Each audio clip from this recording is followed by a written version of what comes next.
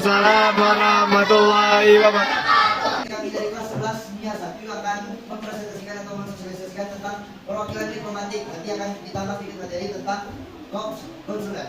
Jadi ada pun anggota kami atau tim penyusun yang dikepalai langsung materinya oleh Ibu Asmawati. Dari saya Muhammad Bakir Atias dan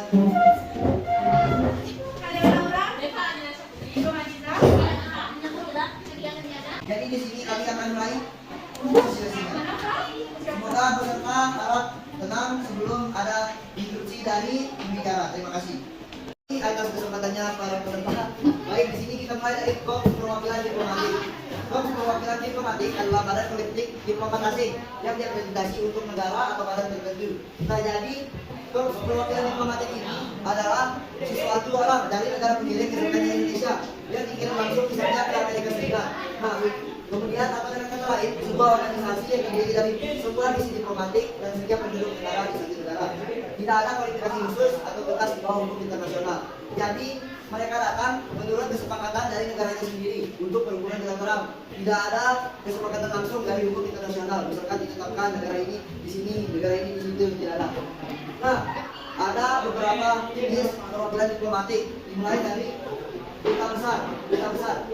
Jadi ada duta besar atau perwakilan berbahasa Inggris adalah perwakilan tertinggi dalam perwakilan diplomatik yang memiliki kekuasaan penuh dan luar biasa. Jadi misalkan di negara kita Indonesia mengirimkan suatu duta ke namanya Amerika Serikat. Nanti duta itu perwakilan langsung oleh yang namanya duta besar yang memiliki langsung.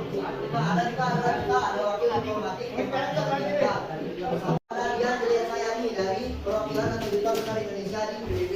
Kemudian ada dari Taman untuk ASEAN. Next. Nah, kemudian Menteri Residen dan kuasa usaha. Anda mengurus urusan negara dan tidak berhak mengadakan pertemuan dengan kepala negara tempatnya bertugas. Jadi Menteri Residen tidak ditugaskan seperti duta besar atau duta.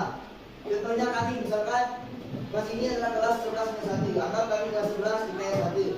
Jadi kami diberikan perwakilan, contohnya duta besar, untuk melakukan hubungan atau memperkuat kerjasama dengan 11 1 ini. Nah, jadi ada juga yang namanya Menteri Residen mengadakan tidak pernah mengadakan pertemuan dengan misalkan pertemuan dengan wali kelas 11 1 atau pertemuan dengan ketua kelas. Tetapi hanya menjalankan tugas. Contohnya misalkan kami di sini sedang sosialisasi, nanti ada kameramen, misalkan ada pencatat materi seperti itulah Menteri Residen ini. Nah, kemudian kuasa usaha adalah kuasa yang tidak diperbantukan kepada kepala negara atau diplomat yang memakai sebuah pemerintahan besar atau kantor diplomatik lainnya saat duta besar sedang vakum. Nah, misalkan saya sebagai duta besar dari 11 IPS 1 ke 11 IPS 1 ini, saya sedang mengambil cuti ataupun mengalami kecelakaan, misalkan kemudian ada atase adalah ahli dalam bidang tertentu yang diperbantukan pada sebuah kedutaan. Misalkan dalam perwakilan duta besar tadi dikirim ke sebagai saja ini ada ahli dalam bidang tertentu. Sepertinya contoh ada membuat slide untuk materi kami ini. Ada membuat slide untuk materi kami ini. Jadi itu yang namanya atase. Kemudian yang membuat materi, membuat slide itu yang dinamakan atase. Kemudian atase ini juga berhak untuk menjadi duta besar pada waktu atau menjadi jabatan yang semakin meningkat. Ada dua jenis atase pertahanan, memberi nasihat di bidang militer. Kemudian atase teknis seperti peralatan, perindustrian dan bidang lain, membuat paspor atau penjatuhan sipil. Nah, kemudian kebebasan diplomat tersebut seperti mengibarkan bendera, membuat lambang negaranya sendiri, dokumen serta surat-surat lain tanpa adanya sensor. Jadi mereka berhak untuk mempublikasikan apa yang mereka miliki di negara asalnya, dipublikasikan di negara tempat mereka berada. Adapun fungsi dari diplomat tadi, perwakilan diplomatik tadi, yang pertama representasi, mewakili negara pengirim di dalam negara penerima.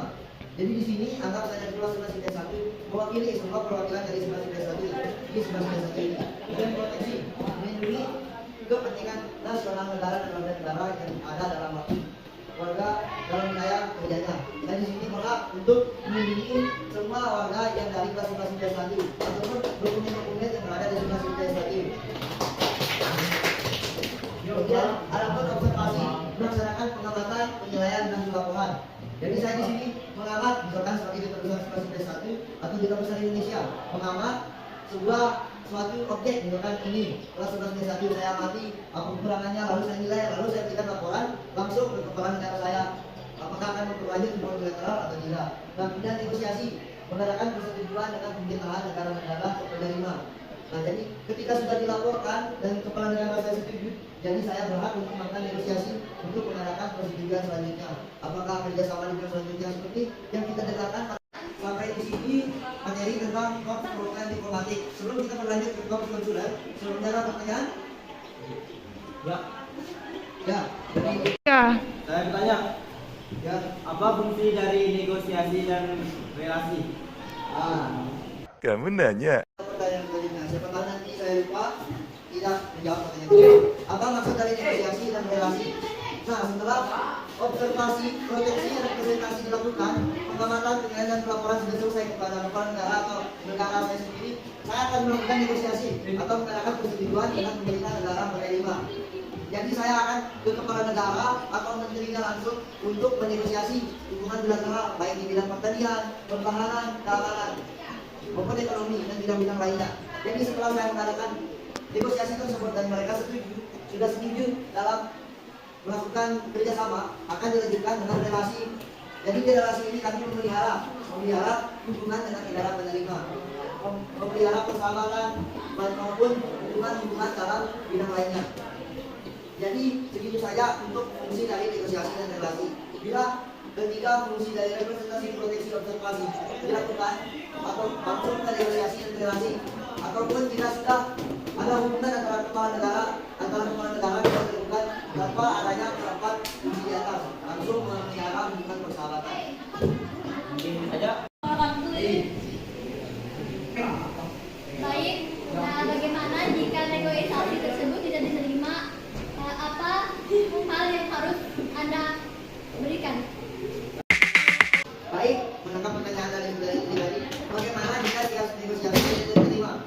Yang jelas, kita akan menghubungi langsung kepala negara. Apakah negara akan melakukan negosiasi lanjutan, misalkan di bidang pertanian ataupun pertahanan ditolak oleh negara penerima, maka negara pengirim bisa melakukan negosiasi di bidang lain. Ataupun jika tidak diterima bidang lain tersebut, mungkin akan ke negosiasi selanjutnya.